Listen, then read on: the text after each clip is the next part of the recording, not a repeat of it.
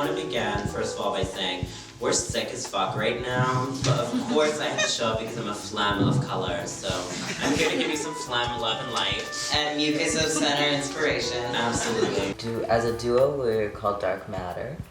And your name? My name's Alok. My name is Janani. Well, we started working together many years ago, but we started touring as performance and writing duo about 2 years ago. One, we're trying to challenge this narrative that the US and the West and that white culture is somehow more progressive around queer and trans issues, and to show how actually the US and white and Western culture have appropriated queer and trans issues in the service of their age-old racist and economic apartheid regimes, and to also sort of destabilize this racist binary that all brown people and immigrants are homophobic and transphobic, which the US and other Western nations use to help justify the sort of colonialism against our communities and war. And then two, we want to resist this narrative too of the sort of whitewashing of queer and trans identity, which positions queer and trans identities as just sort of like aesthetic signifiers without any political history, because we know that trans and queer people and bodies have been on the front lines of anti-colonial resistance forever. So we're trying to sort of articulate a type of transness and trans politics that's not just about sort of like performing for white cis people, but is actually about dismantling the state, which is a very different type of trans politics. And then third, I think we're also trying to have conversations about trauma, both ancestrally and contemporarily, because we think that so much of what has happened in the Western world is a privatization of pain, where very few people can be public in their pain anymore. And not only are we supposed to endure the relentless sort of state violence and criminalization that our communities do, we're supposed to smile while they're doing it, and we're not actually allowed to express our hurt and our pain and our rage. So we want to create spaces in our work to talk critically about depression and sadness and trauma, and not just the trauma that we're experiencing, but also the trauma that we've experienced ancestrally.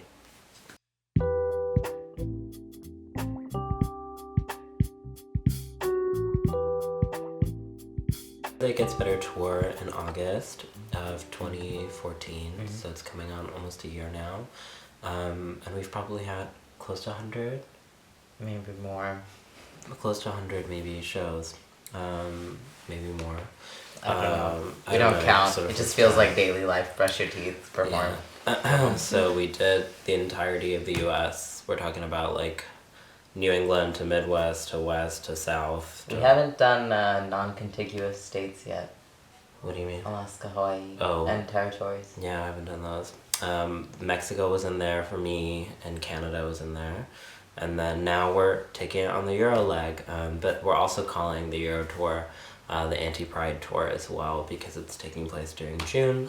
And so we've been in London, Brighton, Oxford, Brussels, Amsterdam, Gothenburg, and now we're here doing this interview in Vienna. So I think also what's been really interesting about putting this tour in Europe is it's been a really great place to build transnational solidarity with other Black and brown folks working with similar frameworks of migration and racialization and the sort of after effects and contemporary realities of colonialism.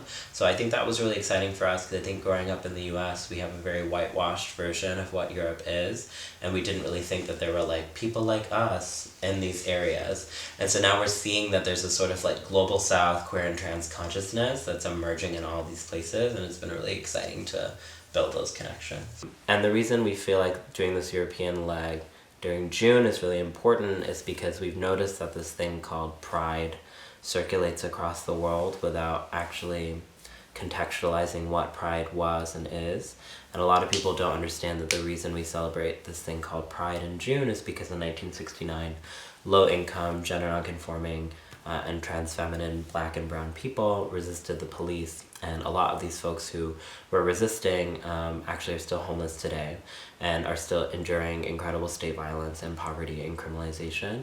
So there's this really weird way in which like Black and brown trans resistance in the US gets co-opted and circulates around as a sort of like global aesthetic without an analysis of the bodies that are still under attack.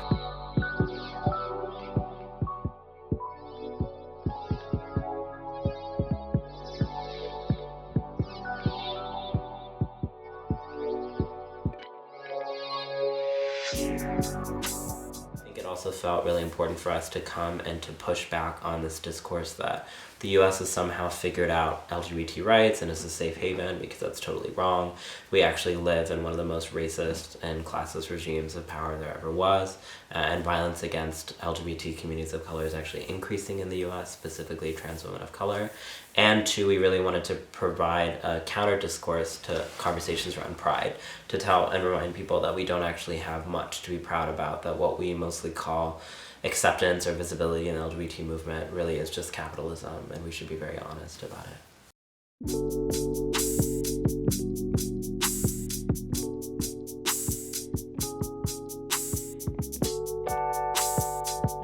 So what It Gets Better was a campaign started by Dan Savage, who's a white, wealthy, cisgender man in the US. But I don't want to talk about it just as like his project. I think it's actually the dominant framing of queer and trans life, where it's your fault if you're experiencing violence, because if you just loved yourself a little bit harder or like accepted yourself a little bit more, then you would somehow be free from violence like him. So the campaign is essentially a bunch of older people telling young people that if you like do XYZ, then you're gonna like find love and happiness and you're gonna be accepted, which is totally wrong for so many reasons. One, actually visibility harms so many members of our communities that especially a lot of Black and brown folks can't afford to be visible in our queer and trans identities, because if we do so, we become criminalized or we become co-opted, and our representation is used in the service of justifying the incarceration and deportation and criminalization of our communities. And then two, also, like as young queer and trans activists, we're 23, it's really frustrating to us how the narrative is that you have to become an adult in order for things to somehow get better. It denies the ways in which young people have and continue to be on the front lines of political work, and that we're not just sort of sitting around dreaming of moving to the city and sucking white cock, that we're actually doing political work wherever we are. And then also just is really frustrating because there's no analysis of money in this. So actually it doesn't really get better for you if you're still poor. And I think queer poverty has been cut from so many of the agendas across the world. We don't actually talk about that homeless LGBT people aren't just young people, they're also adults. We also have a lot of homeless elderly LGBT folks, and it's not their fault. It's because we actually have a broken, or not perhaps not broken, a working colonial social service infrastructure that continually fails to provide people with adequate healthcare, housing, etc. So what It Gets Better does is it makes the burden of progress on the individual, and it makes a sort of moral standing of people who it has gotten better for, just like worked hard and did well, and then people who it's not are just like wrong and failures, which helps solidify the racial and class warfare of our country and our world, because then you can just point to like Black and brown folks who have continually been thwarted by a system and say like, oh, it's your fault that you're experiencing homophobic and transphobic violence. So the reason that we called our tour the It Gets Bitter tour is because we also felt like there was no room for rage in this dialogue, that pride has become a sort of compulsory mandate, and that if you're not happy, then you're a bitch. And we're just reclaiming that, and we're saying actually we are bitches, and we are angry, and we are stale and mad.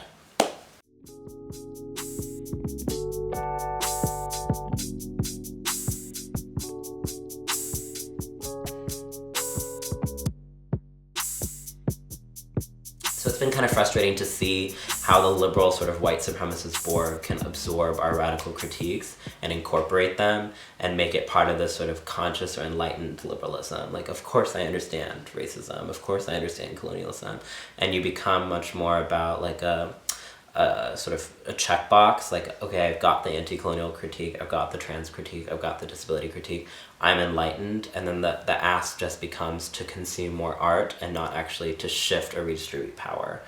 So the reason we like performing in places that are more conservative or homophobic is because people actually ask questions like, what do we do after the show? Not, how do we like talk more? Because I think where we're at with queer and trans politics across the world is we've done too much talking. We need a lot more resisting. And I don't actually think they're the same thing. I think we need less conferences and more campaigns. I think we need like less like discourse and more dissent.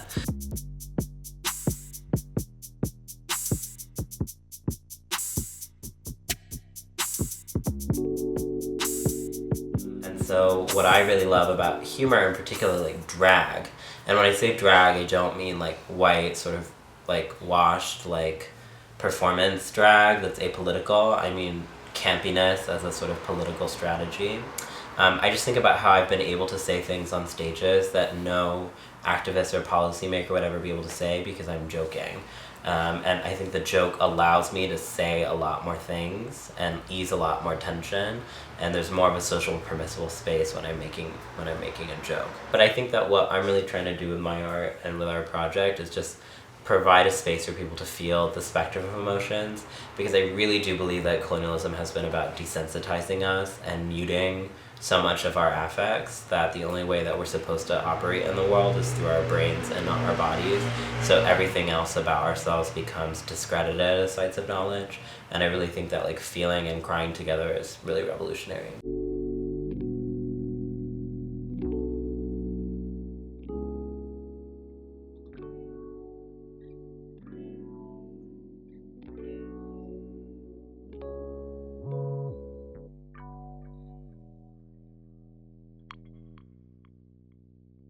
We often joke that we would love to open for MIA. That would be really neat. I just really feel like she created a space to be weird and to be brown that was really necessary for so many of us as diasporic South Asian cultural workers, because I think we grow up in contexts where there's prescribed roles for us to either be engineers, doctors, professional class, and never artists or activists. So many of us grow up without a social possibility of what it looks like to do cultural work, and I think she really created a space for so many of us to like be like, we are creative peoples. I